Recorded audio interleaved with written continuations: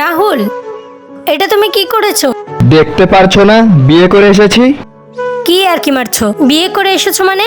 আমার কাছে তোমার বাচ্চা আছে, বিয়ে করেছো মানেটা কি? ব্যাস কুসুম, অনেক হয়েছে। আমি ওকে ভালোবাসি বলে ওকে বিয়ে করেছি। ওকে বাইরে বার করো তো, আমরা কত কষ্ট করে বাইরে থেকে এলাম। আরে বেবি, একটু ওয়েট করো। আমি লয়ারকে আসতে বলে দিয়েছি, এই কিছুক্ষণের মধ্যেই চলে আসবে। তখন হাফ প্রপার্টি আমি তোমার নামে লিখে দেব। তুই দাঁড়িয়ে কি দেখছিস? চল বেরিয়ে যা। রাহুল, চলো বেবি। আরে ম্যাডাম, আপনি এখানে? আমি তো আপনার বাড়িতেই যাচ্ছিলাম। ওটা এখন আর আমার বাড়ি নেই দাদা। মানে বুঝলাম না। ম্যাডাম, কি হয়েছে একটু খুলে বলুন তো। আসলে দেখতে পাচ্ছ না বিয়ে করে এসেছি? বেরিয়ে যা ঘর থেকে। চলুন আমার সাথে, চলুন, আসুন। আরে আপনি ওকে কেন নিয়ে এসছেন? আপনার প্রপার্টি যদি ওনার নামে করতে হয় তাহলে কিন্তু ম্যাডামের সই লাগবে। চল এবার তুই বেরো। স্যার, ম্যাডাম বেরোবেন না, আপনারা বেরোবেন। প্রপার্টিটা এখন ম্যাডামের নামে আছে, আপনাদের নামে না।